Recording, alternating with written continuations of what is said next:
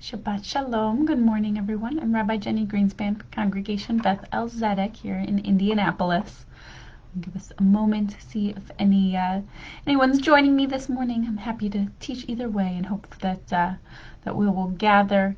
As usual, you can find a copy of this week's Torah portion, Ha'azinu, from the Etz Chaim Chumash on our website. Just go to bez613.org and select those Shabbat resources. Scroll down to where you see the link that says Etz Chaim. If you have a physical copy of the Etz Chaim Chumash, you can grab that as well, or any Chumash, and I'll tell you both chapter and verse that we'll be looking at today. For now, though, I'll offer our usual Shabbat morning greetings. The Shabbat Shalom and good morning to Phyllis Luger and to the Sclairs.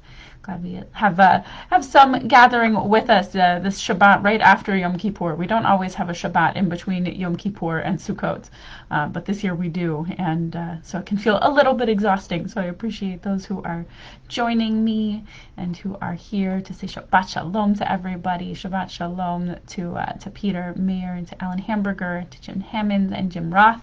Shabbat Shalom to the Seagulls. So good to see everybody still joining in what has been a little bit of a marathon of time to spend with our Jewish community over the holiday season. So thank you for being here with me today as we dive into not the last Torah portion of our Torah, but the last Torah portion we will read for a Shabbat. And I'll talk about that in just a moment.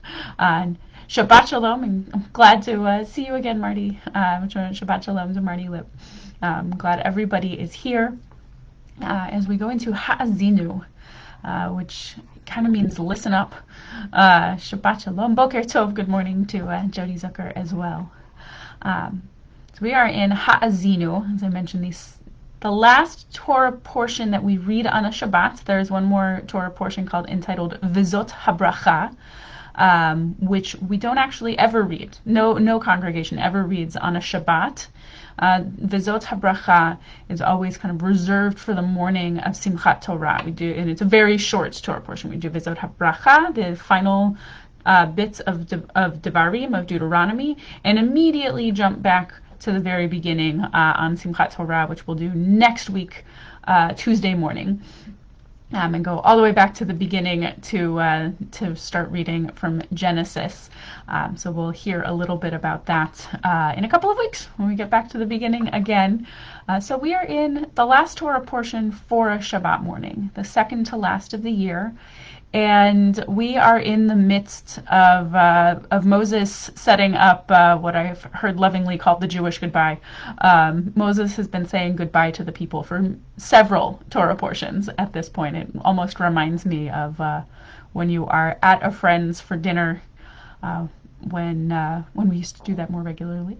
When you are at a friend's for dinner and you realize it's getting late and it's time to get home, and you stand up and you say you're about to leave, and then you keep chit-chatting, and then you find something else to talk about, and you go down another path, and then you go toward the door and you have another conversation, and it takes about 20 minutes to get actually out the door and heading home, sometimes even longer than that.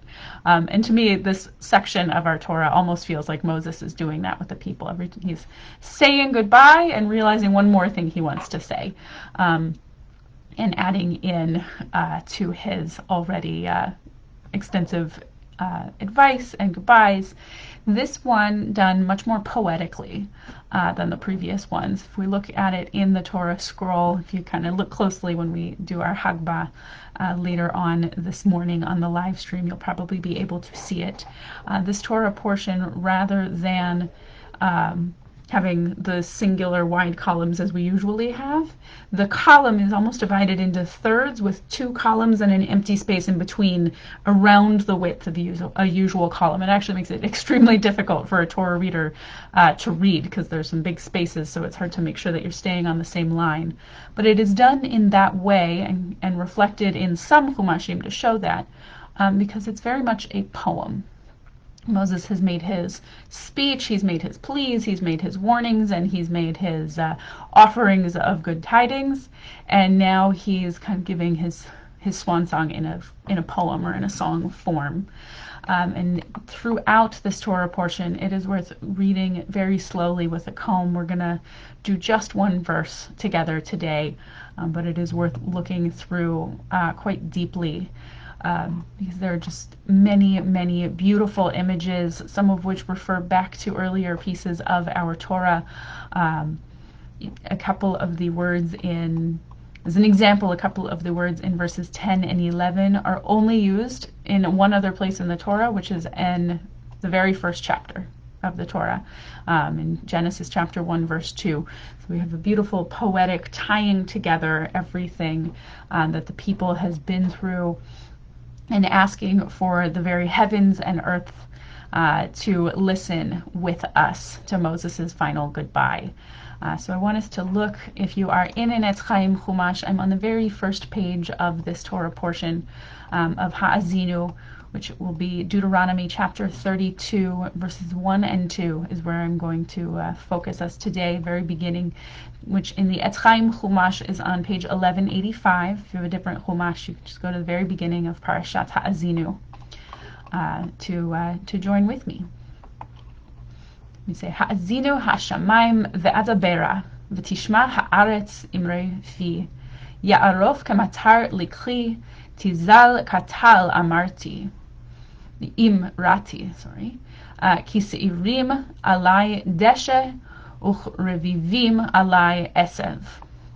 Give ear, O heavens, let me speak.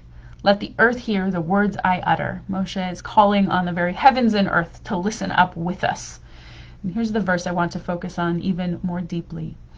May my discourse come down as the rain, my speech distill as the dew, like showers on young growth, like droplets on grass.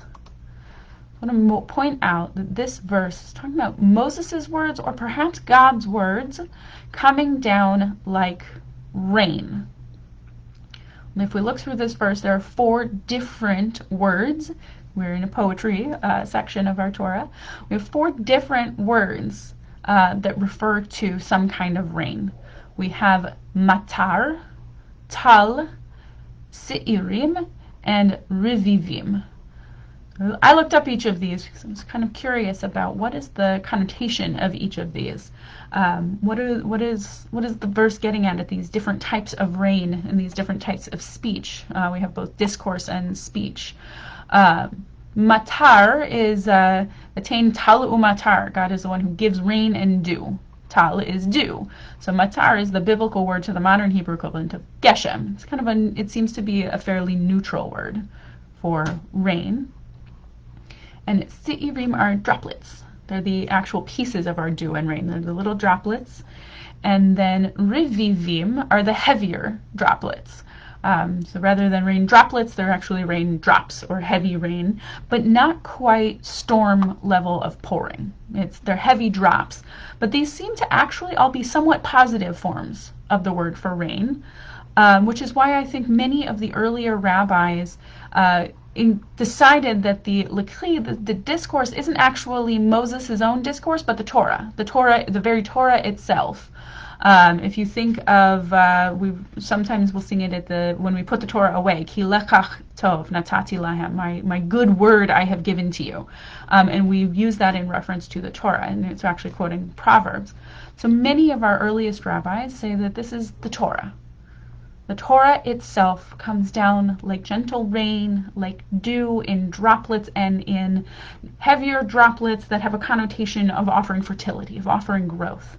That our very Torah comes down and washes over all of us and is there for all of us. Sforno, one of my favorite French-Italian commentators, also points to 2 different words used for grass.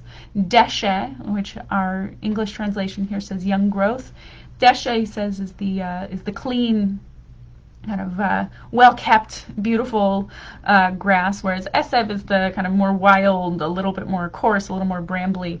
And he says that we are like that. Some of us are clean and refined and educated, and some of us are a little more rough and tumble, but that the Torah comes for all of us, and the Torah is available to all of us and rains down on all of us in this beautiful flow. I want to agree with Seforno if we read it as Torah, but I also want to read in a warning about words in general into this. Moses doesn't explicitly seem to be referring to Torah, saying his very discourse. And he wants for his words, the words that he offers his people, to come down like this kind of gentle rain, this rain that allows for growth, that allows for everyone to hear it, a rain that allows for everyone to take in and absorb and become better and become a part of a community. Note that this verse doesn't actually point to any of the words for rain that have more negative or dangerous connotations. We don't have mabul, a flood. We don't have sa'ara, a storm. We don't see the words here about rain that can be dangerous. We're very aware, as we've watched Hurricane Ida recently and many storms in the past, that rain can be and often is vitally important, can be the most important blessing that we can receive. Because without rain, our world doesn't grow. Without rain, we don't have opportunity for food. But we also know that rain can be dangerous, that there can be too much, it can be too strong, it can be too forceful, or lack thereof can also be a problem. We know that rain in its own sense can be neutral. It can be good and it can be bad. And here we have a warning from Moses or a hope from Moses that his words are always the positive side of rain. And I would hope that we can take that lesson and incorporate it into our own speech. We always offer the kind of speech that is positive, that is gentle, that is growthful, even when we do sometimes need to offer corrections and critique. May we always have words that is like matar, like tal, like seirim and rivivim, where the heaviest droplets we have are still opportunities for growth and fertility, connotation behind rivivim. And may we always find a way to help prevent our words from becoming floods, from becoming storms, from becoming a potentially destructive form of rain. I'll say Shabbat Shalom. Thank you so much for joining me. And I hope that we have a week and really a year as we move out of Yom Kippur into the rest of our year of beautiful and gentle and positive speech, opportunities for learning Torah if we want to go with our ancient rabbis' interpretations here of the words. We have opportunities for learning Torah, allowing it to be gentle and cleansing. May our own words be gentle and cleansing. And as I've seen on social media many times before, we often have thought pretty deeply recently about how we behave between Rosh Hashanah and Yom Kippur. But may we now, on the other side of Yom Kippur, think about our behavior, our speech patterns, and how we interact with one another deeply and gently and in a way of cleansing and growth from this Yom Kippur to Rosh Hashanah, perhaps the more important time to be thinking about. So Shabbat Shalom. Thank you so much for joining me here this morning. And I hope to see you on the live stream at 10 o'clock. You can join us on the live stream or socially distanced and masked in the sanctuary for our morning services for Shabbat and for Sukkot. You can do the same as well on Tuesday and next Tuesday, when we will hear the invitation for new rain for the season and begin our Torah again. Shabbat Shalom, and I will see you soon.